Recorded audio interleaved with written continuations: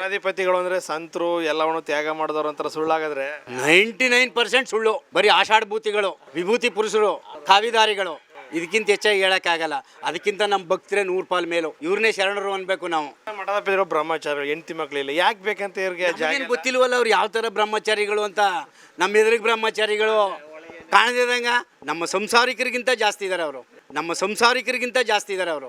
ಜನರ ಸಮಾಧಿ ಮೇಲೆ ಸಾಮ್ರಾಜ್ಯ ಕಟ್ಟ ಕೊಟ್ಟವ್ರೆ ಅವರು. ಖಂಡಿತ ಸುಳುವಾಡಿ ಸ್ವಾಮಿಗಳನ್ನ ಮೀರಿಸ್ತಾರೆ. ಅವ್ರು 14 ಜನ ಸಾಯಿಸ್ತರು, ಇವರು ಏರಿಯಾದವ್ರನ್ನೆಲ್ಲ ಸಾಯಿಸ್ತಾರೆ. ನಮ್ಮ ಶ್ರೀವತ್ಸ ಅವರು ಇವರು ಈ ಸ್ವಾಮಿಗಳನ್ನ ಕರೆದು ಬುದ್ಧಿ ಹೇಳೋ ಶಕ್ತಿ ಅವ್ರಿಗಿಲ್ಲ. ಈ ಏರಿಯಾದಿಂದಲೇ ಪೂರ್ತಿ 90% ಮತದಾರರು ಅವ್ರಿಗೆ ಹಾಕಿದ್ದಾರೆ. ಆದರೆ ಧೈರ್ಯವಾಗಿ ಹೇಳೋಕ್ಕಾಯ್ತಾ ಇಲ್ಲ ಅವ್ರಿಗೆ. ಈಗ ಸ್ಕೂಲಿ 40 ಜನ ಇದ್ದಾರೆ, ಒಬ್ಬನ ಮಾನಿಟರ್ ಮಾಡಬೇಕು ಅಂತಾರೆ. ಆ ಮೂಲಲ್ಲಿ ಕೂತಿರ್ತಾನೆ ಅವ ಕಳ್ಳ, ಬಳಪ ಕತ್ಕೊಳ್ಳೋದು, ಊಟದ ಬಾಕ್ಸ್ ಕತ್ಕೊಳ್ಳೋದು. ಈ ಗುರುಗಳು ಏನು ಮಾಡ್ತಾರೆ, ಅವನ್ನೇ ಮಾಡೋನು ಲೀಡ್ರ ಅಂತಾರೆ. ಯಾಕೆಂದರೆ ಅವನು ಇವ್ರಿಗೆ ಅರ್ಧ ಕೊಡ್ತಾನಲ್ಲ. ಈಗ ಒಂದು 30ರಿಂದ 35 ಸೈಟ್ ಇದ್ದೋ, ಆ ಸೈಟ್ನ ಸೇಲ್ ಮಾಡಿ ದುಡ್ಡು ಮಾಡೋಣ ಅಂತ ಇವ್ರು ಬಂದದು. ಆದರೆ ಇವ್ರಿಗೆ ಬುದ್ಧಿ ಕಲಿಯೋದು ಭಾಳ ಇದೆ ಇನ್ನೂ. ಇವರು ಸಾಯೋವರೆಗೂ ಕಲಿಯಲ್ಲ ಬಿಡಿ. ನೀವು ರಾಜಕಾರಣಿಗಳ ಸಂಕಷ್ಟದ ನೀವು ಅವ್ರ ಜೊತೆಗಿದ್ರಿ, ನಿಮ್ಗೆ ಕಷ್ಟ ಅದ, ನಿಮ್ಮ ಪರವಾಗಿ ಧ್ವನಿ ಎತ್ತ ರಾಜಕಾರಣಿಗಳು ಯಾರು ಬತ್ತೇ ಅಲ್ವಾ? ಬರ್ತಾ ಇದ್ದಾರೆ ಅಂದರೆ ಈಗ MP ಅವರಿದ್ದರು, ಅವ್ರ ಮಹಾರಾಜರು ಭೇಟಿ ಆಗೋಕ್ಕಾಗಲ್ಲ. ಮತ್ತು ನಮ್ಮ ಶ್ರೀವತ್ಸ ಅವರು ಹಾಗಾಗಿ ಬಂದು ನಾನು ಮಾಡ್ತೀನಿ ಅಂತ ಹೇಳ್ತಾ ಇರ್ತಾರೆ.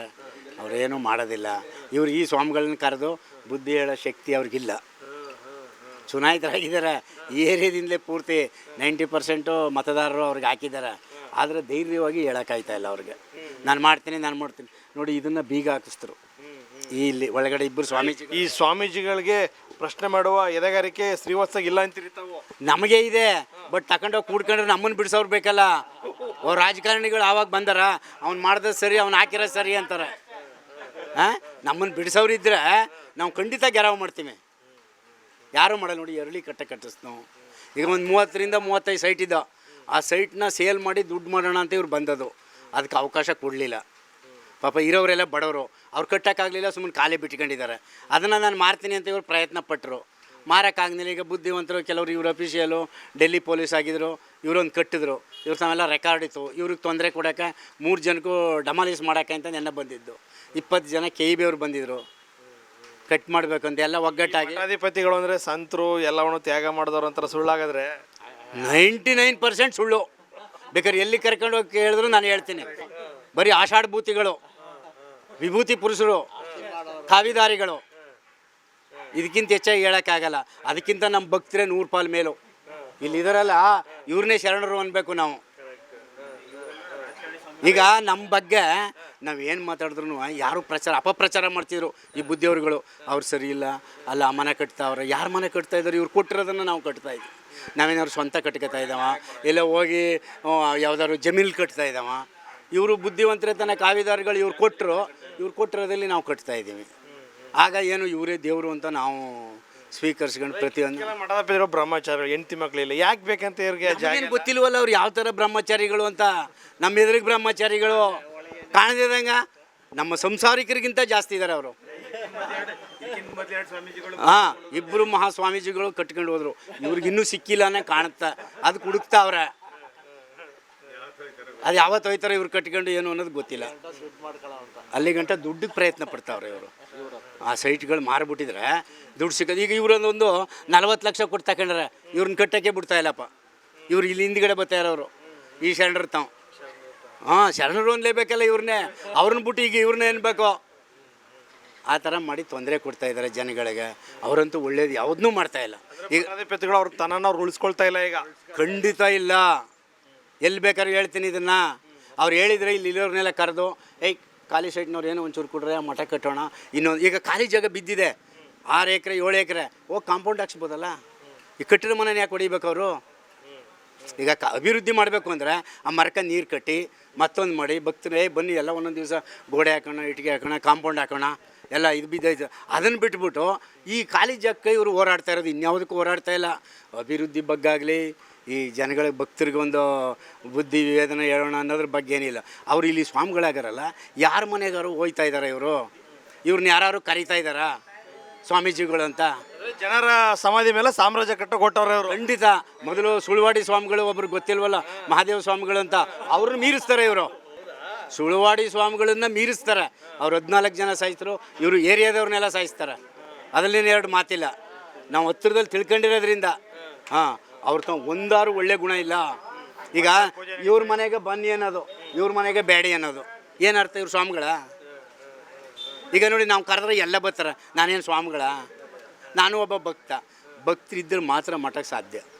ಈಗ ಜನ ಇರೋದ್ರಿಂದ ತಾನೇ ನೀವು ಬಂದಿರೋದು. ಜನವೇ ಇಲ್ದಿರ ಮರದ ಜೊತೆಲಿ ಮಾತಾಡೋಕ್ಕದ್ದ? ಅಷ್ಟೇ ಈ ಬುದ್ಧಿಯವ್ರುಗಳ ಒಂದು ವಿವೇಕ ಇಲ್ಲ ಇವ್ರಿಗೆ. ದೊಡ್ಡವ್ರ ಈಗ ಮೇನಾಗಿ ಎಜುಕೇಷನ್ ಇಲ್ಲ ಈಗ ಮಠದ ಕೆಲವ್ರಿಗೆ.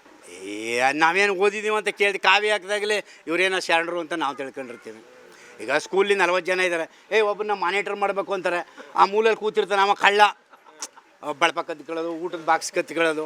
ಈ ಗುರುಗಳೇನು ಮಾಡ್ತಾರೆ, ಅವನ್ನೇ ಮಾಡೋನು ಲೀಡ್ರ ಅಂತಾರೆ. ಯಾಕೆಂದ್ರೆ ಅವ ಇವ್ರಿಗೆ ಅರ್ಧ ಕೊಡ್ತಾನಲ್ಲ, ಕದ್ದು ಕೊಡ್ತಾನಲ್ಲ, ಅದಕ್ಕೆ ಅಂಥವ್ರನ್ನ ಆಯ್ಕೆ ಮಾಡ್ಕೋತಾರೆ ಅಷ್ಟೇ. ಆದರೆ ಇವ್ರಿಗೆ ಬುದ್ಧಿ ಕಲಿಯೋದು ಭಾಳ ಇದೆ. ಇನ್ನೂ ಇವರು ಸಾಯೋವರೆಗೂ ಕಲಿಯಲ್ಲ ಬಿಡಿ, ಬುದ್ಧಿ ಕಲಿಯೋಕ್ಕಾಗಲ್ಲ. ಇವರು ನಮ್ಮ ಭಕ್ತರಷ್ಟು ಬುದ್ಧಿ ಇಲ್ಲ.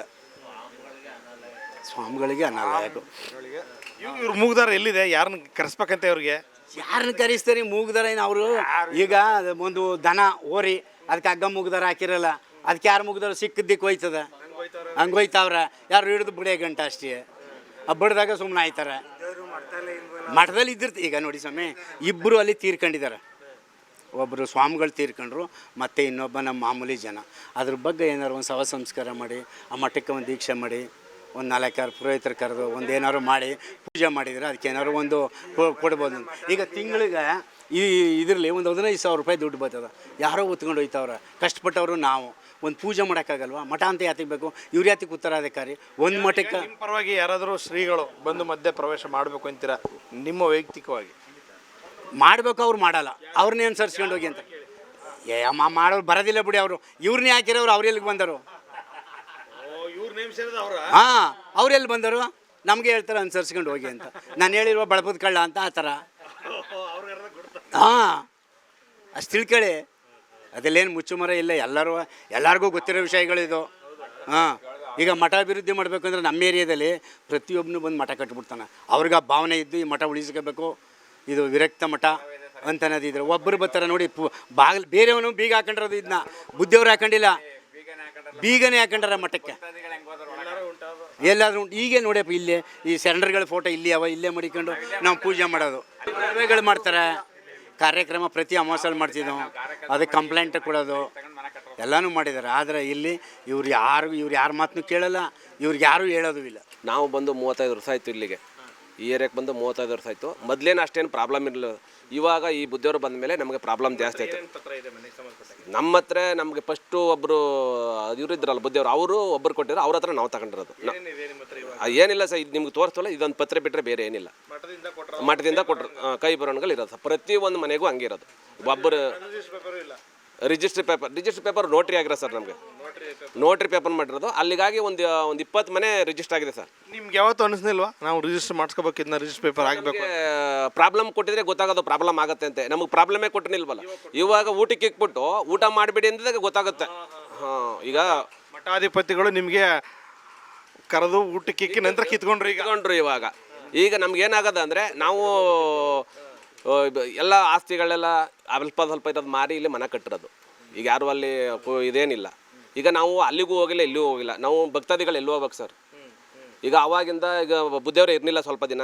ನಾವು ಭಕ್ತಾದಿಗಳೇ ಇಲ್ಲಿ ಪೂಜಾ ಪುನಸ್ಕಾರ ಮಾಡ್ಕೊಂಡು, ಇಲ್ಲಿ ದುಡ್ಡೆಲ್ಲ ಎತ್ಕೊಂಡು, ಇಲ್ಲಿ ವಾಟ್ರದ್ದು ಬತ್ತಿತ್ತು ನೀರು, ಅದನ್ನು ನಾವು ತಗೊಂಡಿದ್ದು. ಯಾರಿಗೆ MP ಅವರು ಪ್ರತಾಪ್ ಸಿಂಹ ಅವ್ರಿಗೆ ಹೇಳಿ ಇದು ನಮ್ಮಂತೆ ಮಾಡಿಸ್ಕೊಂಡು ನಾವೆಲ್ಲ ಒಂದು ಸಂಘ ಮಾಡ್ಕೊಂಡು ಈ ಬಂದ ದುಡ್ಡಲ್ಲಿ ಮಠ ಪೂಜೆ ಮಾಡ್ಕೊಂಡು ಏನು ಅಲ್ಪ ಸ್ವಲ್ಪ ಪ್ರಸಾದ ಕೊಟ್ಕೊಂಡು ಹೋಗ್ತಾಯಿದ್ದು. ಅದನ್ನು ಇವರು ನಮಗೆ ಬೇಕು ಅಂದ್ಬಿಟ್ಟು ಈಗ ಬಂದ ಸ್ವಾಮೀಜಿ ಬೀಗ ಹಾಕಿಸ್ತರು. ಮತ್ತು ಒಳಗಡೆ ನಮ್ಮ ಪಾತ್ರೆಗಳು ಮತ್ತು ಭಜನೆ ನಾವು ಇದೆಲ್ಲ ಮಾಡ್ತೀವಲ್ಲ, ಎಲ್ಲ ಒಳಗಡೆ ಇದೆ, ಎಲ್ಲನೂ ಬೀಗ ಹಾಕ್ಸಿದ್ದಾರೆ. ಅಲ್ಲ, ಈಗ ನಿಮ್ಮ ವಿರುದ್ಧ ಸ್ವಾಮೀಜಿಗಳು ದೂರು ಕೊಡ್ತಾ ಇದ್ದಾರೆ, ಇದನ್ನೆಲ್ಲ ಸಮ ಮಾಡಬೇಕು ಅಂತ ಹೇಳಿ ಪ್ರಯತ್ನ ಮಾಡ್ತಾವ್ರೆ. ನೀವು ಯಾಕೆ ಅವ್ರನ್ನ ಒಂದ್ಸಲ ಭೇಟಿ ಮಾಡಬಾರ್ದು? ಸರ್, ಭೇಟಿ ಮಾಡಿದ್ವಿ ಸರ್. ಅವರು ಭೇಟಿ ಮಾಡಿದಾಗ ಏನಂತಾರೆ, ನಮ್ಮ ಮನೆ ಇರೋರಿಗೆ ತೊಂದರೆ ಕೊಡಲ್ಲ ಅಂತಾರೆ. ಈಗ ಯಾರಿಗೆ ಕೊಡ್ತಾ ಇದ್ರು? ಮನೆ ಇರೋ ಯಾರಿಗೆ ಬಂದಿರೋ ಮನೆ ಇರೋರಿಗೆ ತೊಂದರೆ ಕೊಡೋಕೆ ಬಂದಿದ್ದು. ಈಗ ಅವ್ರೇನೋ ನಾವು ಹೋಗಿದ್ದು ಕೇಳಿದಾಗ, ಈಗ ನಿಮ್ಮಂತೆ ದೊಡ್ಡವ್ರು ಕರ್ಕೋಗಿ ಮಧ್ಯೆ ಮಾತಾಡ್ತು. ನಮಗೆ ಮನೆಯವ್ರಿಗೆ ಇಲ್ಲ, ನಿಮ್ಮ ಮನೆಗೆ ಮೊನ್ನೆನೂ ಒಂದು ಅವರು ಇದು ಮಾಡಿದ್ರು, ಕಾರ್ಯಕ್ರಮ ಮಾಡಿದ್ರು. ಎಲ್ಲರ ಮನೆಗೂ ಬಂದಿರೋ, ಕೆಲವ್ರ ಮನೆಗೆ ಬರಲಿಲ್ಲ, ಅವರು. ಅವ್ರು ಬೇಕಾದವ್ರ ಮನೆಗೆ ಬಂದರು. ಇನ್ನೊಬ್ಬರು ಸ್ವಾಮೀಜಿ ಕರೆಸಿ ಆಗದೆ ಅವ್ರ ಆಪೋಸಿಟ್ ಮನೆಯವ್ರಿಗೆ ಇನ್ನೊಬ್ಬರು ಸ್ವಾಮೀಜಿ ಬಂದಿದ್ರು. ಅವರು ಬೇಕಾದವ್ರ ಮನೆ ಅವ್ರಿಗೆ ಹೋಗಿದ್ರು ಅಷ್ಟೇ. ಅವರೇ ಪಾಲ್ಟಿ. ಇಲ್ಲಿ ಎಷ್ಟು ಜನ ಸ್ವಾಮೀಜಿಗಳು ಬೇಕಾಗಿರೋರು, ಎಷ್ಟು ಜನ ಬೇಡದೇ ಇರೋರು? ಸ್ವಾಮೀಜಿಗೆ ಮೇಲ್ನೋಟಕ್ಕೆ ಎಲ್ಲ ಬೇಕು ಅಂತಾರೆ, ಒಳಗಡೆ ಒಂದು 5-6 ಜನ ಬೇಕು ಅವ್ರಿಗಷ್ಟೇ. ಅಯ್ಯೋ ಇನ್ನು 3,000 ಜನನೂ ಅವ್ರಿಗೆ ಬೇಕಾಗಿಲ್ಲ ಅನ್ನಿಸ್ತದೆ ನಮ್ಮ ಮನಸ್ಸು. ಅದು ಈ ಥರ ಇವರು ಮಾಡ್ತಾ ಇರೋದು ನೋಡಿದ್ರೆ ಭಾಳ ಅನ್ಯಾಯ ಮಾಡ್ತಾ ಇದ್ದಾರೆ. ಈಗ ನಾವು 35 ವರ್ಷದಿಂದ ಇಲ್ಲಿರೋದು, ನಾವು ಮಕ್ಕಳು ಮರಿ ಕಟ್ಕೊಂಡು ಏನೋ ಒಂದು ಜೀವನ ಸಾಗಿಸ್ತಾ ಇದ್ದೀವಿ. ಈ ಥರ ಪ್ರಾಬ್ಲಮ್ ಆದರೆ ನಾವು ಎಲ್ಲಿಗೆ ಹೋಗ್ಬೇಕು? ನೀವು ಮತ್ತು ನಮಗೆ ಈಗ ಏನಾಗಿದೆ ಅಂದರೆ ಎಂ ಪಿ ಅವರು ಮತ್ತು MLA ಅವರು ನಮಗೆ ಸಹಕಾರ ಹೇಳಿದ್ವಿ, ಅವರು ಮುಂದಕ್ಕೆ ಬರ್ತಾ ಇಲ್ಲ ಸರ್. ನಮಗೆ ಇವರು MLA ಅವರು ಬರ್ತಾ ಇಲ್ಲ. ಗೌರಿಶಂಕರ್ ನಗರದಲ್ಲಿ ಇರ್ತಕ್ಕಂಥ 800 ಮನೆಗಳನ್ನು ಇವರು ಅಕ್ರಮ ಕಟ್ಟಡ ಅಂದ್ಬಿಡ್ತಾರೆ ಇವರು. ಈ ಮಠದ ಸ್ವಾಮಿಗಳು ಯಾಕೆ ನಿಮ್ಮ ಮೇಲೆ ಇಷ್ಟೊಂದು ವೈಯಕ್ತಿಕ ದ್ವೇಷ ಸಾಧಿಸ್ತಾ ಇದ್ದಾರೆ? ಅಲ್ಲಿ ಸುಳ್ಳು ಆರೋಪಗಳನ್ನ, ಕಂಪ್ಲೇಂಟ್ಗಳನ್ನ, ಮೂಕರ್ಜಿಗಳನ್ನ ಕೊಟ್ಟು ಇಲ್ಲಿ ಜನರಿಗೆ ಹಿಂಸೆ ಕೊಡ್ತಕ್ಕಂಥದ್ದು. ಅವರಿಗೇನೋ ಹಣಕಾಸಿನ ವಸೂಲಿಗೋ ಅದೇನೋ ದಂಧೆಗೆ ಈ ರೀತಿಯಾದಂಥ ಒಂದು ವಾಮ ಮಾರ್ಗವನ್ನು ಹಿಡ್ಕೊಂಡು ಮಾಡ್ತಿರ್ತಕ್ಕಂಥದ್ದು ಇವತ್ತು ಬೆಳಕಿಗೆ ಬರ್ತಾ ಇದೆ. ಸುಪ್ರೀಂ ಕೋರ್ಟ್ನ ಗೈಡ್ಲೈನ್ಸ್ ಭಾಳ ಸ್ಪಷ್ಟವಾಗಿ ಹೇಳ್ತದೆ, ಯಾರು 12 ವರ್ಷ ಆ ಜಾಗದಲ್ಲಿ ಇದ್ದು ಮನೆ ಕಟ್ಕೊಂಡು ಅವ್ನು ವಾಸ ಇರ್ತಾನೆ ಅವನದೇ ಅದನ್ನು ಹಕ್ಕುಪತ್ರ ಕೊಡಬೇಕು ಅನ್ನೋವಂಥ ವ್ಯವಸ್ಥೆಯನ್ನು ಇದರಲ್ಲಿ ರಾಷ್ಟ್ರದಲ್ಲಿ ಮಾಡ್ತಿರ್ತಕ್ಕಂಥದ್ದಿದೆ. ಭಕ್ತರು ಇದ್ರೇ ಯಾವುದೇ ಮಠಗಳು ಉಳಿಯುವಂಥದ್ದು, ಬೆಳೆಯುವಂಥದ್ದು. ಹಾಗಾಗಿ ಭಕ್ತರ ಅನುಕೂಲಕ್ಕೋಸ್ಕರ ನೀವು ಕೆಲಸ ಮಾಡಬೇಕು. ಈ ಕಟ್ಟಿರೋ ಮನೆನ ಈಗ ನನಗೆ ಕೊಡಿ ಅಂತ ಹೇಳಿದ್ರೆ ಇದು ಧರ್ಮನೋ ಅಧರ್ಮನೋ, ಇದು ಕಾನೂನು ಅಥವಾ ಅನ್ಯಾಯನೋ ಗೊತ್ತಾಗ್ತಾ ಇಲ್ಲ. ಪಂಚಗವಿ ಮಠದ ಆವರಣದಲ್ಲಿರ್ತಕ್ಕಂಥ ಅಂದರೆ ನಮ್ಮ ಚಾಮುಂಡಿ ಬೆಟ್ಟದ ತಪ್ಪಲಿಗೆ ಹೊಂದಿಕೊಂಡಿರ್ತಕ್ಕಂತಹ ಗೌರಿಶಂಕರ್ ನಗರ, ಇದು ಪಂಚಗವಿ ಮಠ ಅಂತ ಹೇಳಿದ್ರೆ ಸುಮಾರು 500 ವರ್ಷಗಳ ಇತಿಹಾಸವನ್ನು ಹೊಂದಿರತಕ್ಕಂಥದ್ದು. ಏನು ಅರಮನೆಯ ಮನೆತನ ಏನಿದೆ, ಮನೆತನದಕ್ಕೆ ಹೊಂದಿಕೊಂಡಂತೆ ಇದು ಕೂಡ ಇಲ್ಲಿ ರಾಜರಿಂದ ಬಳುವಳಿಯನ್ನು ಪಡೆದು ಬೆಳೆದಂತಹ ಒಂದು ನಗರ, ಭಾಳ ಹಳೆಯ ನಗರ. ಇಲ್ಲಿ ಸರಿಸುಮಾರು ಈಗಾಗಲೇ ಒಂದು 800ಕ್ಕಿಂತ ಹೆಚ್ಚಿನ ಮನೆಗಳು ಇಲ್ಲಿ ಈಗಾಗಲೇ ಶಾಶ್ವತವಾಗಿ ಕಟ್ಟಿರ್ತಕ್ಕಂಥ ಬಿಲ್ಡಿಂಗ್ಗಳಲ್ಲಿ ವಾಸ ಇರ್ತಕ್ಕಂಥ ಸರಿಸುಮಾರು 2,500 ಜನಕ್ಕಿಂತ ಹೆಚ್ಚಿನ ಜನ ಇಲ್ಲಿ ವಾಸವನ್ನು ಮಾಡ್ತಿರ್ತಕ್ಕಂಥದ್ದಿದೆ. ಇದು ಹಿಂದೆ ಏನಾಗಿತ್ತು, ಏನು ಗವಿಮಠದ ಶ್ರೀಗಳಿದ್ದರು ಹಿಂದೆ ಅಧ್ಯಕ್ಷರಾಗಿದ್ದಂಥ ಸಂದರ್ಭದಲ್ಲಿ 1983-84 ಆ 45 ವರ್ಷಗಳ ಹಿಂದೆ ಇಲ್ಲಿರ್ತಕ್ಕಂಥ ಮಠದ ಆಸ್ತಿ ಏನು ಸರ್ವೆ ನಂಬರಲ್ಲಿತ್ತು ಅದನ್ನು ನಾವು ನಮ್ಮ ಭಕ್ತಾದಿಗಳಿಗೆ ಸೈಟ್ಗಳ ನಿವೇಶನಗಳ ಮುಖಾಂತರ ಅವರಿಗೆ ಒಂದಷ್ಟು ಹಣವನ್ನು ನಿಗದಿ ಮಾಡಿ ಅವರಿಗೆ ಕೈ ಬರವಣಿಗೆ ಮೂಲಕ ಏನು ಸ್ಟ್ಯಾಂಪ್ ಪೇಪರ್ ಇದೆ ಬರೆದು ಕೊಟ್ಟು ಆ ಬಂದಂಥ ಹಣವನ್ನು ನಾನು ಮಠದ ಅಭಿವೃದ್ಧಿಗೆ ಬಳಸ್ತೀನಿ ಅನ್ನುವಂಥ ಒಂದು ಸದುದ್ದೇಶದಿಂದ ಇಲ್ಲಿರ್ತಕ್ಕಂಥ 100 ಜನರಿಗೆ ನಿವೇಶನಗಳನ್ನು ಅದು 30-50, 60-40 ಈ ಅವರ ಬೆಲೆಗೆ ಅನುಗುಣವಾಗಿ, ಅವರ ಕೆಪಾಸಿಟಿಗೆ ಅನುಗುಣವಾಗಿ ಹಂಚಿಕೆಯನ್ನು ಮಾಡಿದ್ರು. ಇದಾದ ನಂತರ ಪಡೆದಂಥ ಸೈಟ್ಗಳಲ್ಲಿ ಈಗಾಗಲೇ ಮನೆಗಳನ್ನು ಕಟ್ಟಿರ್ತಕ್ಕಂಥದ್ದು 800ಕ್ಕಿಂತ ಹೆಚ್ಚಿನ ಮನೆಗಳಲ್ಲಿ ನಿರ್ಮಾಣ ಆಗಿದೆ. ನಿರ್ಮಾಣ ಆಗಿರ್ತಕ್ಕಂಥ ಮನೆಗಳಲ್ಲಿ ಕರೆಂಟ್ ಇದೆ, ಇವತ್ತು ನೀರಿನ ವ್ಯವಸ್ಥೆಯನ್ನು ಕಲ್ಪಿಸಿರ್ತಕ್ಕಂಥದ್ದು, ರಸ್ತೆ, ಪ್ರತಿನಿತ್ಯ ಕಾರ್ಪೊರೇಷನ್ ಅವರು ಬರ್ತಾರೆ, ಕಸ ತೆಗೆದುಕೊಂಡು ಹೋಗ್ತಾರೆ. ಹೀಗೆ ಒಟ್ಟಾರೆ ಇವತ್ತು ಕಾರ್ಪೊರೇಷನ್ ಮೇಂಟೈನ್ ಮಾಡ್ತಿರ್ತಕ್ಕಂಥ ಈ ಜಾಗವನ್ನು ಇಲ್ಲ ಸಲ್ಲದ ಒಂದು ಸುಳ್ಳು ಸುದ್ದಿಗಳನ್ನು ಹಬ್ಬಿಸಿ ಇಲ್ಲಿ ಮಠದ ಅಲ್ಲಿರ್ತಕ್ಕಂಥ ಆಡಳಿತಾಧಿಕಾರಿಗಳು, ಈಗಿನ ಆಡಳಿತಾಧಿಕಾರಿ ಏನು AC ಅವರಿದ್ದಾರೆ, AC ಅವರನ್ನು ಇದು ನಮ್ಮ 2020ರಲ್ಲಿ ಸರ್ಕಾರ ಇದರ ಆಡಳಿತಾಧಿಕಾರಿಯಾಗಿ ಇದನ್ನು ನೋಡ್ಕೊಳ್ಬೇಕು ಅನ್ನುವಂಥ ನಿಟ್ಟಿನಲ್ಲಿ ನೇಮಕವನ್ನು ಮಾಡ್ತು. ಅದಾದ ನಂತರ ಅವರು ಯಾರು AC ಮೈಸೂರಿಗೆ ಬರ್ತಾರೆ ಅವರು ಆಡಳಿತಾಧಿಕಾರಿಯಾಗಿ ಇದರ ಜವಾಬ್ದಾರಿಯನ್ನು ವಹಿಸ್ಕೊಂಡು ನಡೆಸ್ತಿರ್ತಕ್ಕಂಥದ್ದಿದೆ. ಇತ್ತೀಚಿನ ದಿನಮಾನಗಳಲ್ಲಿ ಏನಾಗಿದೆ, ಇಲ್ಲಿರ್ತಕ್ಕಂಥ ನಿವಾಸಿಗಳಿಗೆ ತೊಂದರೆ ಕೊಡ್ತಕ್ಕಂಥ ಒಂದು ಗುಂಪು ಹುಟ್ಟುಕೊಂಡು ಪದೇ ತಹಶೀಲ್ದಾರ್ಗೆ AC ಅವರಿಗೆ ಹೋಗಿ ಕಂಪ್ಲೇಂಟನ್ನು ಕೊಡೋದು, ಅಲ್ಲಿ ಅನಧಿಕೃತವಾಗಿ ಮನೆ ಕಟ್ಕೊಂಡಿದ್ದಾರೆ. ಅಲ್ಲ ಸ್ವಾಮಿ, 50 ವರ್ಷದಿಂದ ತೊಗೊಂಡಿರ್ತಕ್ಕಂಥ ನಿವೇಶನದಲ್ಲಿ ಅವನ ಮನೆ ಕಟ್ಕೊಂಡ್ರೆ ಅದು ಹೆಂಗೆ ಅನಧಿಕೃತ ಆಗುತ್ತೆ? ಅವ್ರ ನಿವೇಶನದಲ್ಲೇ ಕಟ್ಕೊಂಡಿರೋದು, ಬೇರೆ ಎಲ್ಲೋ ಬಂದು ಕಟ್ಕೊಂಡಿರ್ತಕ್ಕಂಥ, ಇಲ್ಲೇ ವಾಸ ಇದ್ದವರು ತಗೊಂಡಿರ್ತಕ್ಕಂಥ ನಿವೇಶನದಲ್ಲಿ ಮನೆ ಕಟ್ಕೊಂಡಿದ್ದಾರೆ. ಅಲ್ಲಿ ಅವ್ರ ಮರಿ ಮಕ್ಕಳು ಮೊಮ್ಮಕ್ಕಳು ವಾಸ ಮಾಡ್ತಿರ್ತಕ್ಕಂಥದ್ದು. ಇನ್ನು ಉಳಿದಿರ್ತಕ್ಕಂಥ ಅಲ್ಪ ಸ್ವಲ್ಪ 30-35 ಸೈಟ್ಗಳು, ಇನ್ನು ಉಳಿದಿರ್ತಕ್ಕಂಥ ಬಡಾವಣೆಯಲ್ಲಿ ಅಷ್ಟೇ ಸೈಟ್ಗಳು ಇಲ್ಲಿ ಉಳಿದಿರೋದು, ಅವು ಕೂಡ ಇವರಿಂದ ಪರ್ಚೇಸ್ ಮಾಡಿರ್ತಕ್ಕಂಥದ್ದೇ. ಅಲ್ಲಿ ಮನೆ ಕಟ್ಟಕ್ಕೆ ಹೋದವ್ರಿಗೆ ತೊಂದರೆ ಕೊಡ್ತಕ್ಕಂಥದ್ದು, ಡೆಮಾಲಿಷ್ ಮಾಡ್ತೀನಿ ಅಂತೇಳಿ ನಿನ್ನೆ AC ಅವರು ತಹಶೀಲ್ದಾರ್ ಅವರಿಗೆ ಇವರು 1 ತಿಂಗಳಿಂದ ಬೆನ್ನತ್ತಿ ಬೇರೆ ರಾಜಕಾರಣಿಗಳಿಂದ, ಮಿನಿಸ್ಟ್ರುಗಳಿಂದ ಇನ್ಫ್ಲೂಯೆನ್ಸ್ ಮಾಡಿ ಹೋಗಿ ಅದನ್ನು ಹೊಡೀರಿ, ಬಡಾವಣೆ ಮನೆಗಳು ಹೊಡೀರಿ, ನಿವೇಶನಗಳನ್ನೆಲ್ಲ ನೀವು ಕ್ಲೀನ್ ಮಾಡಿಸಿ ಅಂತ JCBಯನ್ನು ಟ್ಯಾಕ್ಟ್ರನ್ನು ತೊಗೊಂಡು AC ಅವರು ತಹಶೀಲ್ದಾರ್ ಅವರು ಇಲ್ಲಿಗೆ ಸ್ಥಳಕ್ಕೆ ಆಗಮಿಸಿದರು. ಇಲ್ಲಿರ್ತಕ್ಕಂಥ ಎಲ್ಲ ನಿವಾಸಿಗಳು ಅವರಿಗೆ ವಾಸ್ತವ ಸ್ಥಿತಿ ಏನಿದೆ ಅನ್ನೋದನ್ನು ಮನವರಿಕೆ ಮಾಡಿಕೊಟ್ಟು ಅದಾದಮೇಲೆ ಅವರು ಹೇಳಿದ್ರು, ನಾನು ಬಂದಿರತಕ್ಕಂಥದ್ದು ಹೊಸದಾಗಿ, ನಾನಿಲ್ಲಿ ಆಡಳಿತಾಧಿಕಾರಿ ಆಗಿದ್ದೀನಿ, ಇಲ್ಲಿ ಬಂದು ನೋಡಿದ ಮೇಲೆ ಇಲ್ಲಿ ನಿರ್ಮಾಣ ಆಗಿರ್ತಕ್ಕಂಥ 95 ಭಾಗ ಮನೆಗಳೇನಿದೆ ಇವೆಲ್ಲ ಅಕ್ರಮ ಏನಲ್ಲ ಸಕ್ರಮವಾಗಿ ಆಗಿರ್ತಕ್ಕಂಥದ್ದು. ಉದಾಹರಣೆಗೆ ಮೈಸೂರು ನಗರದಲ್ಲಿ 60-70% ಈ ರೀತಿ ಬಡಾವಣೆಗಳೇ ಆಗಿರ್ತಕ್ಕಂಥದ್ದು, ಯಾವ ಎಲ್ಲವನ್ನು ಮೂಢ ಮಾಡಿಲ್ಲ.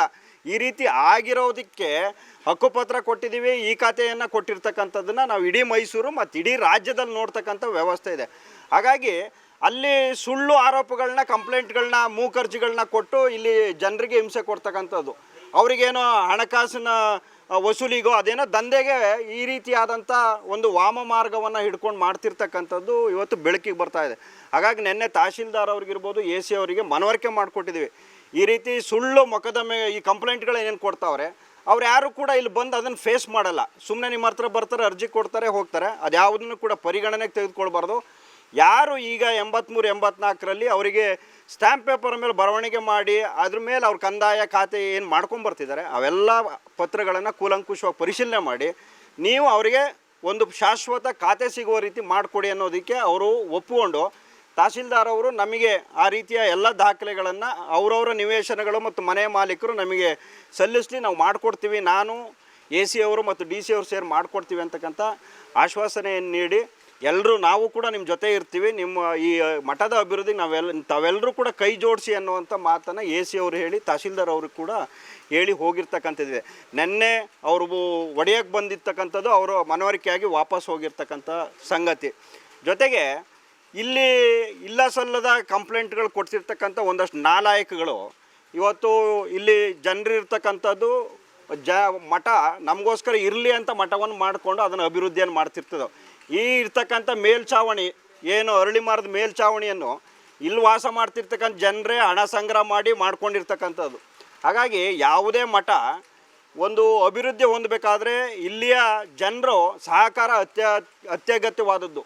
ನಾನಿವತ್ತು ನಮ್ಮ ಮಠಾಧಿಪತಿಗಳಾದಂಥವರಿಗೆ ವಿನಂತಿಪೂರ್ವಕವಾಗಿ ವಿನಂತಿಸ್ಕೊಳ್ಳೋದೇನು ಅಂತ ಹೇಳಿದ್ರೆ, ನಾವು ಒಂದು ಹಿಂದೂ ಧರ್ಮದ ಪರಂಪರೆ ಆಧಾರದಲ್ಲಿ ನ್ಯಾಯಾಲಯವನ್ನು ಹೇಗೆ ಶ್ರೇಷ್ಠ ಅಂತೀವೋ ಅದೇ ಶ್ರೇಷ್ಠತೆಯನ್ನು ಒಂದು ಮಠದ ಅಧ್ಯಕ್ಷರಾದಂಥ ಪೀಠಾಧಿಪತಿಗಳು ನಾವು ಕೊಡ್ತೀವಿ.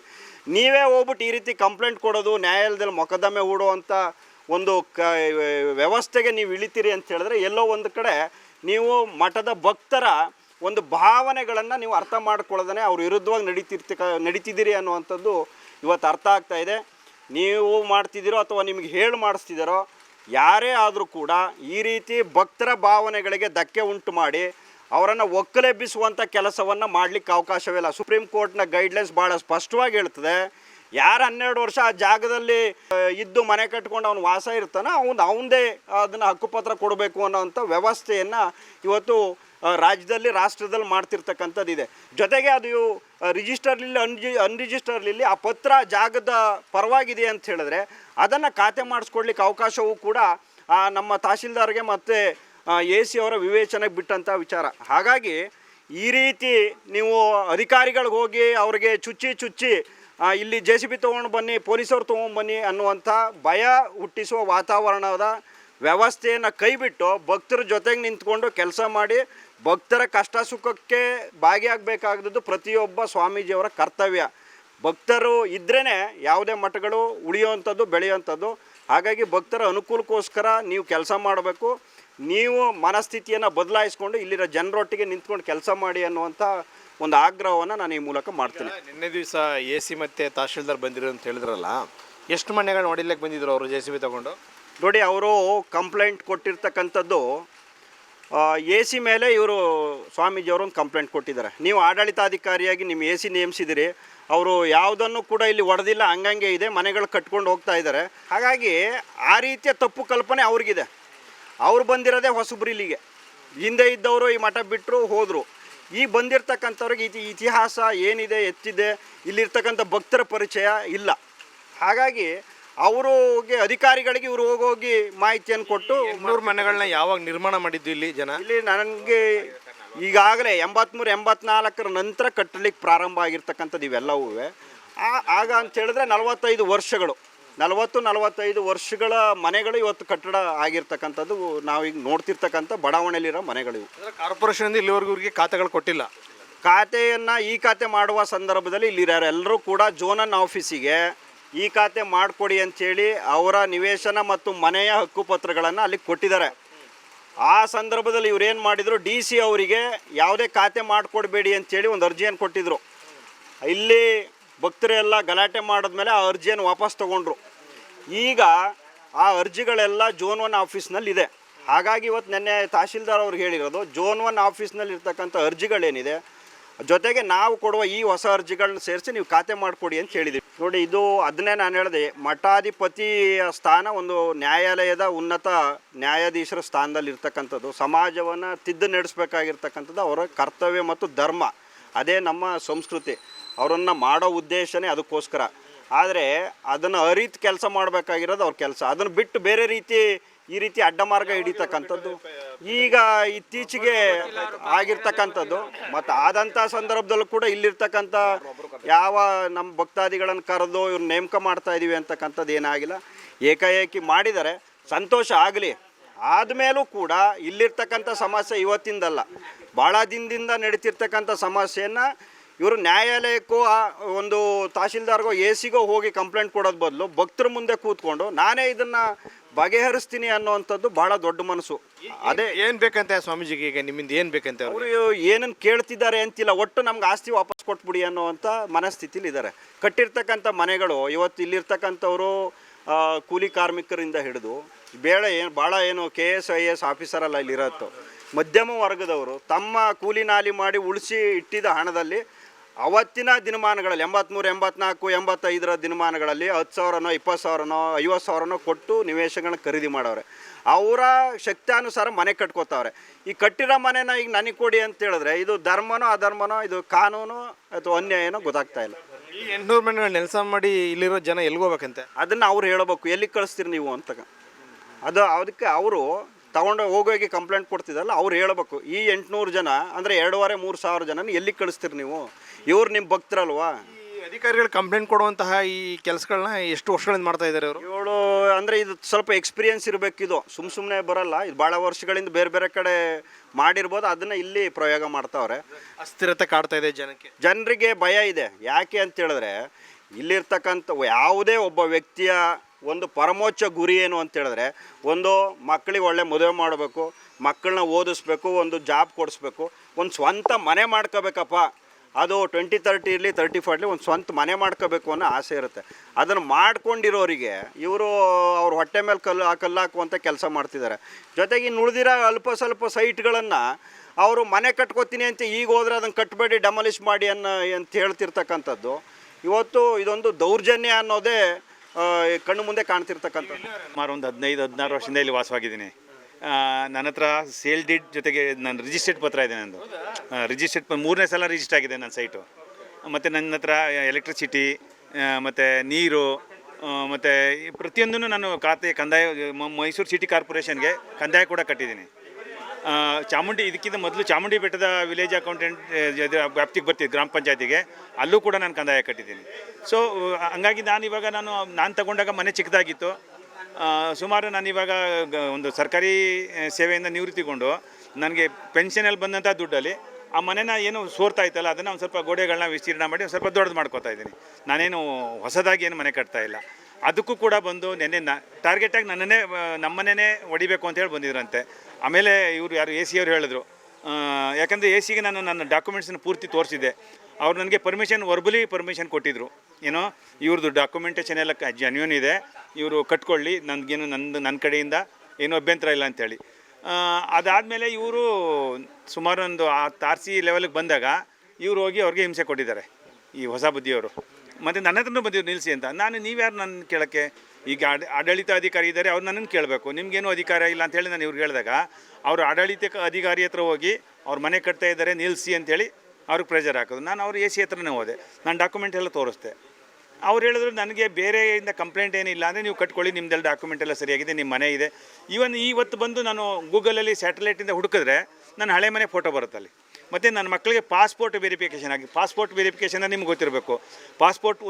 ಇಂಡಿಯನ್ ಪಾಸ್ಪೋರ್ಟ್ ಇಶ್ಯೂ ಮಾಡಬೇಕು ಅಂದರೆ ಅಲ್ಲಿ ಕನ್ಸರ್ನ್ ಲೋಕಲ್ ಪೊಲೀಸ್ ಬಂದು ಆ ಮನೇಲಿ ಎಷ್ಟು ವರ್ಷದಿಂದ ನಾವು ವಾಸ ಇದ್ದೀವಿ, ಅಕ್ಕಪಕ್ಕದವ್ರದ್ದು ಸ್ಟೇಟ್ಮೆಂಟ್ ಎಲ್ಲ ತೊಗೊತಾರೆ, ಅವ್ರದ್ದು ಆಧಾರ್ ಕಾರ್ಡ್ ತೊಗೊತಾರೆ.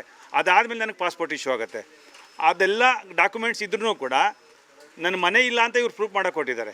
ನಾನು ಮನೆ ಇತ್ತು ಅಂತ ಬೇಕಾದ್ರೆ ನಾನು ಸುಪ್ರೀಂ ಕೋರ್ಟ್ವರೆಗೂ ನಾನು ಚಾಲೆಂಜ್ ಮಾಡ್ತೀನಿ. ಯಾಕೆಂದರೆ ನಾನು ಆಧಾರ್ ಕಾರ್ಡು, ನನ್ನ ರೇಷನ್ ಕಾರ್ಡು, ನನ್ನ ವೋಟ್ರ್ ಕಾರ್ಡು ಸುಮಾರು 15 ವರ್ಷ ಹಳೆ ಎಲ್ಲ ಇಲ್ಲೇ ಅವೆ. ಇವತ್ತಿಗೂ ಕೂಡ ನನ್ನ ಗ್ಯಾಸು 15 ವರ್ಷದಿಂದ ನಾನು ಗ್ಯಾಸ್ ಏನು ಬುಕ್ ಮಾಡಿದ್ದೀನಿ ಅದು ಕೂಡ ಇಲ್ಲಿಗೆ ಬರುತ್ತೆ. ಅದಲ್ಲದೆ ಕಾರ್ಪೊರೇಷನ್ ಹುಡುಗ, ಇವನು ಕಸ ಎತ್ತಕ್ಕೆ ಬಂದಿಲ್ಲ ಹುಡುಗ, ಇವರು ಲೋಕಲ್ ಪವರ್ ಇವ್ರ ಹತ್ರ ಇದೆ, ಏನು ಎಲ್ಲ ಅಡ್ಮಿನಿಸ್ಟ್ರೇಷನ್ದು ಪೂರ್ತಿ ಪವರ್ ಇದೆ. ಇವರು ಒಂದು ಎಂಕ್ವೈರಿ ಮಾಡಿಸ್ಲಿ. ಆ ಥರ ಇವ್ರಿಗೇನಾದ್ರು ಡೌಟ್ ಇದ್ದರೆ ಯಾರ ಮನೆ ಎಷ್ಟು ಹಳೇದು, ಅಲ್ಲಿ ಮನೆ ಇತ್ತಾ ಇಲ್ವಾ ಅಂತ ಡಿಸ್ಟ್ರಿಕ್ಟ್ ಅಡ್ಮಿನಿಸ್ಟ್ರೇಷನ್ ಎಲ್ಲ ಪವರ್ ಇರ್ಬೇಕಾದ್ರೆ ಮಾಡ್ಬೋದಲ್ವ, ಇವರು ಎಂಕ್ವೈರಿ ಮಾಡ್ಬೋದು, ಡಿಸ್ಕ್ರಿಟ್ ಎಂಕ್ವೈರಿ ಮಾಡಿಸ್ಬೋದು. ಇವರು ಎಷ್ಟು ಇವ್ರು ಇದ್ರಾ ಇಲ್ವಾ ಅಂತ ಏನು ಎಲ್ಲನೂ ಮಾಡಿಸ್ಬೋದು. ಇವ್ರು ಅದನ್ನು ಮಾಡಿಸ್ತೇನೆ ಏಕಾಏಕಿ ಸುಮ್ಮನೆ ಇಲ್ಲದೇ ಇರೋದನ್ನ ಕರೆಕ್ಟಾಗಿ ನೆನೆ ಎಷ್ಟು ಗಾಬರಿ ಪಡಿಸಿದ್ರು ಜನಗಳಿಗೆ. ಗೌರಿಶಂಕರ್ ನಗರ ಜನಗಳಿಗೆ ಆತಂಕವೂ ಮಾಡಿಬಿಟ್ರು. ಎಲ್ಲಿ ನಾವು ಎಲ್ಲ ಮನೆ ಕೆಡಗಿಸ್ಬಿಡ್ತಾರಪ್ಪ ಅಂತ ಇಲ್ಲೆಲ್ಲ ಸೇರ್ಕೊಂಡಿದ್ದವ್ರಿಗೆಲ್ಲ ಭಯ ಆಗೋಯ್ತು. ಅವ್ರು ಬಂದಿದ್ದು ಏನು ಉದ್ದೇಶನೋ ಏನೋ ನಮಗೆ ಗೊತ್ತಿಲ್ಲ. ಆದರೆ ಒಂದು ಅರ್ಧ ಗಂಟೆ 1 ಗಂಟೆ ಟೈಮು ಅವ್ರು JCB ಲಾರಿಗಳು ಎಲ್ಲ ಬಂದಿದ್ದು ನೋಡಿದ್ರೆ ಜನಗಳೆಲ್ಲ ಆತಂಕಪಟ್ಟರು. ಏನು ಮಾಡಿಬಿಡ್ತಾರಪ್ಪ, ನಾವೆಲ್ಲ ಮನೆಯಿಂದ ಹೊರಗಡೆ ಹೋಗ್ಬೇಕಾಯ್ತದಲ್ಲಪ್ಪ ಅನ್ನೋ ಒಂದು ಮನಸ್ಸಿನಲ್ಲಿ ಅವ್ರಿಗೆ ಭಯ ಉಟ್ಕೊಂತು. ಹಾಗಾಗಿ ಇವರು ಮಠಾಧ್ಯಕ್ಷರು ನಾವು ಒಪ್ಕೋತೀವಿ. ಜನಗಳಿಗೆ ಮಠ ಬೇಕು, ಮಠಕ್ಕೆ ಜನಗಳು ಬೇಕು. ಅದು ಒಂಥರ ಮಿಕ್ಸಪ್ ಇದ್ದಂಗೆ, ಯಾರಿಲ್ದಂಗೆ ಒಬ್ರಿಲ್ದೇನೋ ಒಬ್ರು ಹೋಗೋಕ್ಕಾಗಲ್ಲ. ಇವರು ಒಳ್ಳೇದು ಮಾಡಲಿ ಜನಗಳಿಗೆ. ಭಕ್ತಾದಿಗಳು ಅವರಷ್ಟಕ್ಕೆ ಅವರೇ ಅವ್ರು ಹಿಂದೆ ಹೋಗ್ತಾರೆ. ಯಾವುದೇ ಸ್ವಾಮೀಜಿ ಭಕ್ತಾದಿಗಳನ್ನ ಕರಿಬೇಕಾಗಿಲ್ಲ. ಅವರು ಒಳ್ಳೆ ಕೆಲಸ ಮಾಡಿದ್ರೆ ಭಕ್ತಾದಿಗಳು ಅವ್ರು ಹಿಂದಿಂದೆ ಹೋಗ್ತಾರೆ. ನೀವು ರಿಜಿಸ್ಟರ್ ಮಾಡ್ಕೊಳ್ಳೋಕೆ ಏನು ಕೊಟ್ಟರೆ ಡಾಕ್ಯುಮೆಂಟು? ನನ್ನ ಹತ್ರ ನನಗೆ ಬೇರೆಯವ್ರು ಇದು ನನಗೆ ಮೂರನೇ ಸಲ ರಿಜಿಸ್ಟರ್ ಆಗಿರೋದು. ಅವರು ಏನು ರಿಜಿಸ್ಟರ್ ಪತ್ರ ಹಿಂದೆ ಕೊಟ್ಟಿದ್ರಲ್ಲ ಅವ್ರು ನನಗೆ ಕೊಟ್ಟಿದ್ರು. ನಾನು ಅವ್ರ ಪೇಪರ್ ಮೇಲೆ ನನಗೆ ರಿಜಿಸ್ಟರ್ ಮಾಡಿಸ್ಕೊಟ್ಟಿದ್ದಾರೆ. ನಾನು ಹಿಂದೆ ರಿಜಿಸ್ಟರ್ ಆಗಿರೋ ಪತ್ರನ ನಾನು ತಾಲೂಕು ಇದು ಏನೋ ಇದರಲ್ಲಿ ಸಬ್ ರಿಜಿಸ್ಟ್ರಾರ್ ಆಫೀಸಲ್ಲಿ ನನಗೆ 3ನೇ ಸಲ ರಿಜಿಸ್ಟರ್ ಆಗಿರೋದು ಇದು. ರಿಜಿಸ್ಟರ್ ಪೇಪರ್ ಇಟ್ಕೊಂಡ್ರು ಕೂಡ ಆತಂಕ. ನೋಡಿಲ್ಲ, ಇದು ಇಷ್ಟೊಂದು ನನ್ನ ಹತ್ರ ಡಾಕ್ಯುಮೆಂಟ್ ಇದ್ರು ನನಗೆ ಭಯ ಕೂರ್ಸವ್ರೆ. ನಾವೇನು ಮಾಡಬೇಕು ಅಂತ ಏನು ಗೊತ್ತಾಯ್ತಾ ಇಲ್ಲ. ಮತ್ತು ಇನ್ನೊಂದು ಸಿಕ್ಕ ವಿಷಯ, 2018ರಲ್ಲಿ ರಣದೀಪ್ ಸರ್ ಅಂತ ಹೇಳಿ ಒಬ್ಬರು DC ಇದ್ದರು. ಅವರು ಒಂದು ಆದೇಶ ಹೊರಡಿಸಿದ್ದಾರೆ. ಇವತ್ತು ಅದ್ರದ್ದು 11 ಪೇಜ್ದು ಇದು ಆದೇಶ ಇದೆ. ಅದರಲ್ಲಿ ಲಾಸ್ಟಲ್ಲಿ ಕ್ಲಿಯರ್ ಕಟ್ಟಾಗಿ ಬರೆದಿದ್ದಾರೆ. ಏನೋ ಮೂಲಭೂತ ಸೌಕರ್ಯಗಳನ್ನು ಹೊಂದಿರುವಂಥ ಹೊಂದಿ ಇಲ್ಲಿ ವಾಸಿಸುವಂಥ ಜನಗಳನ್ನ ಪರಿಗಣಿಸಿ ಈಗ ಖಾಲಿ ನಿವೇಶನಗಳನ್ನು ಭೂಪರಿವರ್ತನೆ ಆಗದೆ ಮುಂದೆ ಯಾವುದೇ ಕಟ್ಟಡ ಕಟ್ಟಬಾರ್ದು. ಖಾಲಿ ನಿವೇಶನಗಳಿಂದ ಕ್ಲಿಯರಾಗಿ ಕಟ್ಟಕ್ಕೆ ಖಾಲಿ ನಿವೇಶನ ಅಂದರೆ ಏನೋ ಇರ್ಬೋದು ಒಂದು. ಈಗ ನಾವು ಮೂಲಭೂತ ಸೌಕರ್ಯನ ಆಲ್ರೆಡಿ ಎಲ್ಲರೂ ಹೊಂದಿದ್ದೀವಿ. ಈಗ ನಲ್ಲಿ ತಗೊಂಡಿದ್ದಾರೆ, ಕರೆಂಟ್ ಇದೆ, ಅವ್ರದ್ದು ಖಾಲಿ ನಿವೇಶನ ಆಗಲ್ಲ. ಅದು ಚಿಕ್ಕ ಮನೆಗಳು ಕಟ್ಕೊಂಡಿದ್ದಾರೆ. ಇವ್ರು ಹೇಳೋದು ಚಿಕ್ಕ ಮನೆಗಳೊಂದು ಮನೆ ಚಿಕ್ಕದಾದ್ರಿಂದ ದೊಡ್ಡದಾದ್ರೆ ಇನ್ನೊಂದು ಮನೆನೇ ತಾನೇ. ಅವತ್ತಿನ ಕಾಲಘಟ್ಟದಲ್ಲಿ ಅವ್ರ ಹತ್ರ ಏನು ದುಡ್ಡಿತ್ತು ಆ ದುಡ್ಡಲ್ಲಿ ಅಷ್ಟು ಮನೆ ಕಟ್ಕೊಂಡಿದ್ರು. ಇವತ್ತೇನೋ ವಯಸ್ಸಾಯಿತು, ರಿಟೈರ್ಡ್ ಆದರೂ ಏನೋ ಒಂದು ಸ್ವಲ್ಪ ದುಡ್ಡು ಬಂತು, ಏನೋ ಒಂದು ಅವತ್ತು ಆ ದುಡ್ಡಿನ ಪ್ರಕಾರ ಇವತ್ತು ಮನೆ ಕಟ್ಕೋತಾ ಇದ್ದಾರೆ. ಅವರು ಉತ್ತರಾಧಿಕಾರಿ ಮಾಡೋ ಸಂದರ್ಭದಲ್ಲಿ ಇಲ್ಲಿ ಬಡಾವಣೆ ಯಾವ ಭಕ್ತರಿಗೂ ಗೊತ್ತಿಲ್ಲ. ರಾತ್ರಿಗೆ ಅವ್ರನ್ನ ಉತ್ತರಾಧಿಕಾರಿಯಾಗಿ ಮಾಡಿದ್ರು. ತದನಂತರ ನಂತರ ಗೊತ್ತಾಯಿತು ಬಿಡಿ ಸರಿ. ನಾನು ಇಲ್ಲಿ ವಾಸ ಮಾಡ್ತಕ್ಕಂಥವನು. ನಾನು 94-95ರಲ್ಲಿ ನಾನು ಇಲ್ಲಿ ಮನೆ ಕಟ್ಕೊಂಡು ಬಂದದ್ದು. ಅಲ್ಲಿಂದ ಕೂಡ ಇದ್ದೀನಿ. ಒಂದು 10 ವರ್ಷದ್ದು ಕಂದಾಯ ಕಟ್ಟಿದ್ದೀವಿ. ಎಲೆಕ್ಟ್ರಿಸಿಟಿ ಆಗಿರ್ಬೋದು, ವಾಟ್ರದ್ದಾಗಿರ್ಬೋದು, ಗ್ಯಾಸ್ ಆಗಿರ್ಬೋದು, ಆಮೇಲೆ ಪತ್ರ, ಇವೆಲ್ಲವೂ ಕೂಡ ನಮ್ಮ ಹತ್ರ ಎಲ್ಲರತೂ ಇದೆ. ಒಬ್ಬರು ಅಂತಲ್ಲ, ಎಲ್ಲ ಇಡೀ ನಿಮ್ಮೇನು ಬಡಾವಣೆ ಇದೆಯೋ ಒಂದು ಸಾವಿರಾರು ಮನೆಗಳು ಎಲ್ಲರ ಇದೆ. ಅದೇನು ಸಮಸ್ಯೆ ಇಲ್ಲ. ಅದು ರಿಜಿಸ್ಟರ್ ಆಗಿರ್ಬೋದು. ಬಟ್ ಅದರ ಪತ್ರಗಳಂತೂ ಇದ್ದಾವೆ. ಈಗ ಇವ್ರು ಏನು ಹೇಳ್ತಾರೆ, ಯಾರು ಹಣ ಕೊಡ್ತಾರೋ ಅವ್ರಿಗೆ ಎಸ್ ಅಂದ್ಬಿಡ್ತಾರೆ ಗುರುಗಳು. ಯಾರು ಹಣ ಕೊಡಲ್ವೋ, ಈಗೆಲ್ಲಿ ಕೊಡೋಕ್ಕದ್ದು ಹಣ? ಯಾವುದೋ ಕಾಲದಲ್ಲಿ ನಾವು ಆ ಕಾಲದ 10,000 15,000 ಆಗಿತ್ತು, 25-30 ಸಾವಿರದಿಂದ. ಆವಾಗ ಜನಗಳಿರಲಿಲ್ಲ, ನಮ್ಮ ಕರೆದು ಅವರೇ ಕೊಟ್ಟದ್ದು. ಆವಾಗ ಅದು ಇವಾಗ 20 ಲಕ್ಷ 30 ಲಕ್ಷ ಆದ ಪ್ರಶ್ನೆ ಬೇರೆ. ಈಗ ಇಲ್ಲಿ ಹೇಳಿದ್ರೆ ಒಂದು 30-32 ಖಾಲಿ ನಿವೇಶನಗಳಿದ್ದಾವೆ. ಅದರಲ್ಲಿ ಕೆಲವೊಂದು ಕಟ್ಕೊಳ್ತಾ ಇದ್ದಾರೆ. ಅದನ್ನು ನೀವು ಕಟ್ಟಬೇಡಿ, ನಮಗೆ 3 ಲಕ್ಷ ಕೊಡಿ ಅಂತ ಕೇಳ್ತಾವ್ರೆ. ಆ ಕಾಲ ತಗೊಂಡಿರೋದು ದುಡ್ಡು ಕಾಸು ಅಡ್ಜಸ್ಟ್ ಆಗಲಿಲ್ಲ. ಈಗ ಏನೋ ಒಂದಷ್ಟು ಆಯಿತು, ಇದು ಹೇಳ್ದಂಗೆ ರಿಟೈರ್ಡ್ ಪೀರಿಯಡ್ ಆದಾಗ ಒಂದಷ್ಟು ಹಣ ಬಂತು, ಈಗ ಕಟ್ಕೊಳ್ತಾ ಇದ್ದಾರೆ. ಈಗ ಅವ್ರುಗಳೆಲ್ಲ ಯಾಕೆ ದುಡ್ಡು ಕೊಡಬೇಕು ಇವ್ರಿಗೆ ಪ್ರಶ್ನೆ ಬರ್ತದೆ ಅಲ್ಲಿ. ಈಗ ಒಬ್ಬ ಗುರುಗಳಾದವರು ನಮ್ಮ ಬಸವ ಧರ್ಮ ಅಥವಾ ಶರಣ ಧರ್ಮದ ಪ್ರಕಾರ ಪ್ರತಿಯೊಬ್ಬರನ್ನು ಕೂಡ ನೀವು ಲಿಂಗ ಕಟ್ಟಿದ್ದೀರಾ, ಭಸ್ಮ ಧರಿಸ್ತೀರಾ, ಹೆಂಡ ಕುಡಿಬಾರ್ದು, ಇವುಗಳನ್ನೆಲ್ಲ ಹೇಳಬೇಕಾದ್ದು. ಅದಕ್ಕಾಗಿ ಜಂಗಮರು ಅಂತ ಮಠಕ್ಕೆ ಇಡ್ತಕ್ಕಂಥದ್ದು. ಒಂದು ರೀತಿ ಗುರುಗಳು ಮತ್ತು ಜಂಗಮರು ಅಂತ ಹೇಳ್ತೀವಿ ಅದಕ್ಕೆ ನಾವು. ಹೇಗೆ ಮೇಷ್ಟ್ರು ಶಾಲೆಗಳಲ್ಲಿ ಪಾಠ ಹೇಳಿ ಕಲಿಸ್ತಾರೋ ಹಾಗೆ ಇವ್ರುಗಳಿಗೆ ಯಾರ್ಯಾರು ಅದನ್ನ ಬಿಟ್ಬಿಟ್ಟಿರ್ತಾರೋ ಅದನ್ನ ಕಲಿಸೋದಕ್ಕೋಸ್ಕರವಾಗಿ ಇವರನ್ನು ನಾವು ಮಠಕ್ಕೆ ಗುರುಗಳು ಅಂತ ಮಾಡ್ಕೊಳ್ಳೋದು. ಇಲ್ಲಿ ನಮ್ಮಂಗೆ ಲೌಕಿಕರಂಗೆ ಆಸ್ತಿ ಪರಬಾರೆ ಮಾಡೋದು ದುಡ್ಡು ಸಂಪಾದನೆ ಮಾಡೋಕ್ಕಲ್ಲ ಇದು. ಆಗ ಸನ್ಯಾಸಿಗಳಾಗಬೇಕಾಗಿರಲಿಲ್ಲ ಅವರು. ನಮಗೆ ಸಂಪರ್ಕಸ್ಥರಾಗಿ ಇರಲಿ, ಅದು ಬೇರೆ ಪ್ರಶ್ನೆ. ಗುರುಗಳು ಅಂತ ಆದಮೇಲೆ ಅವರ ಡ್ಯೂಟಿ ಏನಿದೆಯೋ, ಅವ್ರ ಕರ್ತವ್ಯ ಏನಿದೆ ಅದು ಮಾಡ್ಬೇಕು ತಾನೆ. ಅದು ಬಿಟ್ಟು ಇದಕ್ಕೆ ನಿಂತಿದ್ದಾರಲ್ಲ, ಏನು ಕಾರಣ ಅಂತ ಗೊತ್ತಾಗಲಿಲ್ಲ. ಈಗ ನಾವೇನು ಅದು ತಗೊಂಡು ಸಕ್ಕೊಮ್ಮೆ 30-35 ವರ್ಷ 40 ವರ್ಷನೂ ಆಗಿದೆ ಕೆಲವು ಜನ. ಆ ವೇಳೆಯಲ್ಲಿ ಯಾರು ಇದ್ದರೂ ಇಲ್ಲಿ ಉತ್ತರಾಧಿಕಾರಿ ಅವ್ರು ಕೊಟ್ಟಿದ್ದಾರೆ, ಅವರು ಹೋದರು ಮತ್ತು ಅವರು ಹೋದರು. ಈಗ 3ನೇವರು ಇಲ್ಲಿ ಬಂದಿರತಕ್ಕಂಥವ್ರು. ನಾವೇನು ಮಾಡೋಕ್ಕಾಗ್ತದೆ? ಈಗ ಕಳೆದ್ರವರು ಅದೆಲ್ಲ ಹಿಂದೆ ಹೋಗಿದೆ. ಆಗಿರ್ತಕ್ಕಂಥದ್ದು ಮಾತ್ರ ಕಟ್ತಾ ಇರೋದು ಹೊಸ್ದಾಗಿ ಪ್ರಶ್ನೆ ಇಲ್ಲ. ಹೆಂಗೆ ಬರ್ತದೆ ಬಿಡೋಕ್ಕಾದ ಹೇಳಿ. ನಾವು ಬೇರೆ ಆಯಿತು ಬಿಟ್ಕೊಂಡು ಬೇರೆ ಕಡೆ ನಮ್ಗೆ ತೋರಿಸಿ. ಈ ಕೆಲವು ಜನ ಪ್ರವಾಹದಿಂದ ಇದಾಗಿರ್ತಂಥವ್ರಿಗೆ ಏನೋ ಹೊಸ ಮನೆ ಕಟ್ಕೊಳ್ತಿಲ್ಲ, ಸ್ವೀಪರ್ಸ್ ಅವ್ರಿಗೆಲ್ಲ ಕಟ್ಕೊಡ್ಲಿ, ಬೇರೆ ಕಡೆನೇ ಹೋಯ್ತೀವಿ, ಅದಕ್ಕೇನಂತೆ ಆ ರೀತಿ ಮಾಡಿಕೊಡ್ಲಿ, ನಮ್ಮದೇನು ಅಭ್ಯಂತರವಿಲ್ಲ. ಆದರೆ ಇವರು ಕೇಳ್ತಕ್ಕಂಥದ್ದು ಸರಿಯಲ್ಲ. ಅವನು ನಾನು ಹೊಸಮಠದಲ್ಲಿ ಕೆಲಸ ಮಾಡ್ತಿದ್ದೆ. ಯಾರೋ ಒಬ್ಬರು ಒಂದು ಇಲ್ಲಿ ಬಡವನು ಒಂದು ಜಾಗ ಕೊಡಿ ಅಂತ ಕೇಳಿದ್ರು. ಅದಕ್ಕೆ ಇಲ್ಲಿ ಕಟ್ಕೊ ಅಂತ ಬುದ್ಧಿಯವ್ರು ಬಂದು ತೋರಿಸಿದ್ರು ನನಗೆ. ಅದನ್ನು ಒಂದು 20-30 ಬರ್ಕೊಟ್ರು ಶಾಂತಿವೀರನ ಸ್ವಾಮಿಗಳು. ಅದಕ್ಕೆ ಅವ್ರಿಗೆ ದುಡ್ಡು ಕೊಟ್ಟೆ ಬರ್ಸ್ಕೊಂಡಿರೋದು ನಾನು. ಬರ್ಸ್ಕೊಂಡು ಒಂದೇನೋ ಸೀಟ್ ಹಾಕೊಂಡಿದ್ವಿ. ಅದು ಸುರಿತಿತ್ತು. ಆಮೇಲೆ ಕಿತ್ತಾಕ್ಬಿಟ್ಟು ಒಂದು 8 ವರ್ಷ ಆಯ್ತು ಕಟ್ಕೊಂಡು. ಈಗ ನಾವು ಕೂಲಿಗಾರ ಕೆಲಸ ಮಾಡೋರು. ನಾವೇನು ಶ್ರೀಮಂತರಲ್ಲ ಇಲ್ಲಿ ಬಂದು ಇದ್ಕೊಂಡು, ನಮ್ಗೆ ಊರಲ್ಲಿ ಜಮೀನುಗಳಿಲ್ಲ, ಏನಿಲ್ಲ. ನಾವೇನೋ ಬಂದು ಕಟ್ಕೊಂಡು ಈಗ ಈ ಥರ ಇವ್ರು ಆಟ ಆಡ್ತಾರೆ, ನಾವೇನು ಮಾಡೋದು ಅಂತ ಅಷ್ಟೇ. ನಮ್ಮ ಮನೆಗೆ ಹೊಡಿಲ್ಲ, ನಾವು ಕಟ್ಕೊಂಡಿದ್ದೀವಿ. ಈಗ ಅದಕ್ಕಲ್ಲ, ಅವ್ರೇನು ಬಂದ್ರೆ ನಾವು ಬಿಡಲ್ಲ, ಬಂದ್ರೆ ಅವ್ರನ್ನೇ ಮುಗಿಸ್ತೀನಿ ನಾನು. ಯಾರು ಬಂದಾರ ಅವ್ರನ್ನೇ. ಒಳ್ಳೆ ಚಂದ ಐತಲ್ಲ, ನಾವು ಕೂಲಿ ಕೆಲಸ ಮಾಡ್ಕೊಂಡು ಇವ್ರು ಯಾರನ್ನೋ ಬಂದು ನಾವು ಇಲ್ಲಿ ಏನೋ ಅಪ್ಪನ ಮನೆ ದುಡ್ಡು ಕೊಟ್ಟಿಲ್ಲ ಅವ್ರು ನಂಗೆ. ನಾನು ಕಷ್ಟಪಟ್ಟು ದುಡ್ದು ಕೊಟ್ಟಿರೋದು ಯಾವಂತ ಮೋಸ ಮಾಡಿಸ್ಕೊಂಬಂದಿಲ್ಲ ನಾನು. ಅವ್ರು ನನ್ನ ಹತ್ರ ತಿಕ್ಕೋತಾರೆ. ಯಾರು ಮನೆ ಕಟ್ಟೋರು ಬಂದರೆ ಅವ್ರು ಬಿಡಲ್ಲ ಯಾರುವೇ. ಅದಕ್ಕೆ ನಾನು ಬಂದರು ಅವರು ಏನೂ ಇಲ್ಲ ಅಂದ್ಬಿಟ್ಟು ಸುಂಕ ಎಲ್ಲ ಬಿಟ್ಟು ಹೋಯ್ತಾನೆ ಆದರು. ಎಲ್ಲ ಎತ್ಕೊಂಡು JCB ಎಲ್ಲವೇ ಬಂದಿರೋ. ಎಲ್ಲ 40-20 ಜನ ಇವ್ರು ಬಂದಿರು ಎಲೆಕ್ಟ್ರಿಕ್ನವ್ರು ಕಟ್ ಮಾಡೋಕೆ. ಎಲ್ಲ ತುಂಬಿಸ್ತೀವಿ ಅಂದ್ಕೊಂಡು ಎಲ್ಲ ಜನ ಯಾವಾಗ ಬಂದರು ಎಲ್ಲ ಓಡಿದ್ರು ಅವರೇ. ಆ ಥರ ಇವ್ರು ಅವಂತ್ಗೆ ನಿಂತಿರು ಕಂಪ್ಲೇಂಟ್ ಕೊಟ್ಟರು. ಖಾಲಿ ನಿವೇಶನ ಹೊಸ್ದಾಗಿ ಮನೆ ಕಟ್ಟಬಾರ್ದು ಅಂತ ಅಲ್ಲಿ ದುಡ್ಡು ಕಲೆಕ್ಟ್ ಮಾಡಕ್ಕೆ ನಿಂತವ್ರೆ ಸರ್. ಇವರು ದುಡ್ಡು ಕೊಟ್ಬಿಟ್ರೆ ಕಟ್ಟರ ಮೇಲೆ ಏನು ಸಮಸ್ಯೆ ಇಲ್ಲ ಸರ್.